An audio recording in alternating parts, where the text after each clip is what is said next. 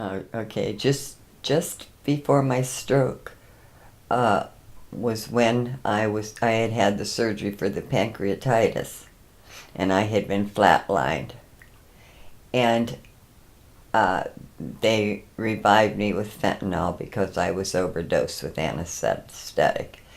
Then, when I got to my room in the hospital, I had to use the restroom. When I went back into the restroom, I felt a wave come over me, and I didn't know what it was, but my mouth completely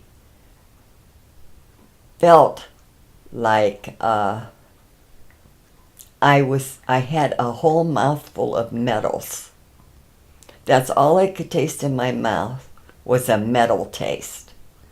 And at the time, I thought, oh my gosh, what's happening to me?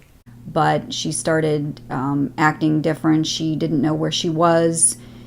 She couldn't operate anything in the house. Stuff was, she thought everything was broke. She couldn't turn on the microwave, couldn't use the phones. She said nothing was working. So, and eventually they had to, you know, do some testing to find out. They did a CT scan of the brain and realized that she had had a stroke at some point, either right before she left the hospital or after she had gotten discharged. One time, I had felt something weird was going on in the hospital, and I didn't want my grandchildren there. And I told my daughters, don't bring the kids here. Please don't bring the kids here because I'm afraid. And I fear for them because something weird is going on in this hospital. I was always seeing patients crying and wanting out of their room, and I don't know if it was hallucinations or something was really happening. And I felt in my heart it was really happening. And when my daughter came on the door, both of my daughters came, but Kim came up to me and I grabbed her and I actually tried to choke her because I told her, I told you not to let my grandchildren around them. I didn't want my grandchildren to see it, and I didn't want anything to happen to my grandchildren. And she made me so mad that she did not take my word for it. Well, I remember we went into the hospital and we opened the door to her room, and she was sitting down with the nurses that were trying to keep her calm, and she like stood up and screamed at my mother and said, "Why the F did you bring the kids here?" Because she was scared that because she thought people were going to be after her, so she was afraid for our safety. For instance, I was hallucinating. A lot of it was from the brain meds they put me on. I had ceramic dogs and cats on my floor in my home, and I would be sitting in a chair late at night, and I would see the ceramic animal walk up to my chair and jump in my lap. When Mom had her second stroke, I was at her house. I had picked her up because we were going to go shopping, and she wasn't quite ready yet. She had to spray her hair. So I went into the bathroom with her, and she bent down to get into the bathroom counter underneath the sink to get the hairspray out, and she just kind of stopped in the midway in the bend. And I said, "Mom, does your back hurt? Do you want me to grab that hairspray for you?" But all of a sudden, I could see her mouth moving. But I couldn't hear anything. I couldn't hear anything. And I asked her again, "Mom, are you okay?" And all of a sudden she said, "I need to sit down."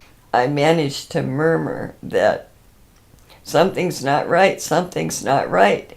And I managed to get into the den where I spend a lot of time, and I sat down in my chair. And I said, you better call 911 or take me to the hospital because something isn't right. And I thought, oh no, what is going on? And then she called me Chrissy, and that's my sister's name, Chris. So I knew right then she was having a second stroke. Throughout my whole childhood, my grandmother was always very loving, and she loved hanging out with my sister and I at any family event. She would always come over and see us, and she would be at my baseball games, Jenna's art things that she did, such as plays, choir, concerts, and everything. And after this happened, she just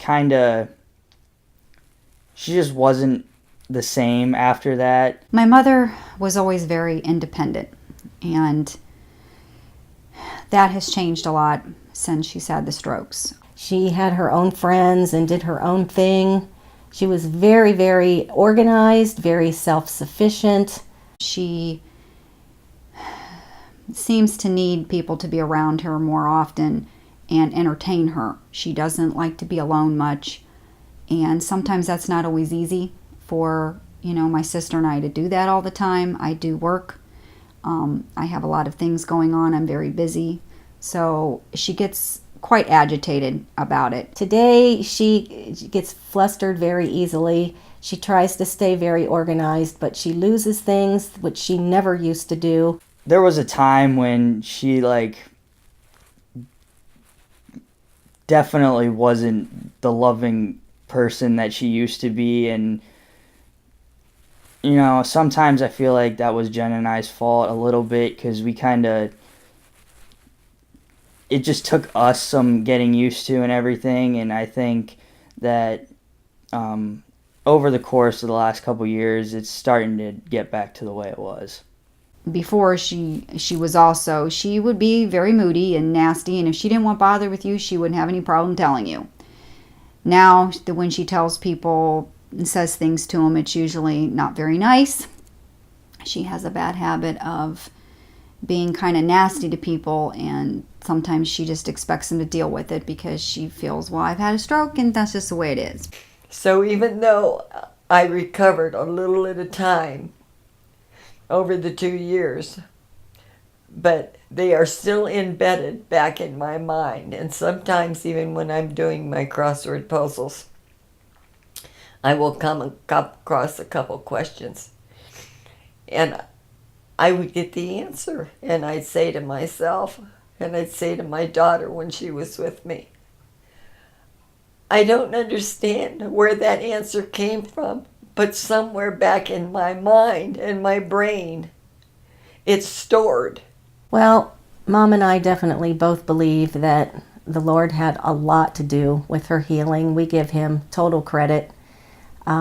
She has come a long way. He has really helped her and our family through her healing process, and we are very grateful that she is back to normal for the most part. Kim has done many things for me. She spends a lot of time with me, and she takes care of me, and she calls me almost every night to make sure that I am okay, and she calls me in the mornings too. And I think a lot of times she calls me because she wants to make sure I woke up okay. As far as I can say, surprisingly, I think she's doing quite well for everything that she's been through, because on top of the strokes, then a couple summers ago, then she had a heart attack. So she has really been through the ringer.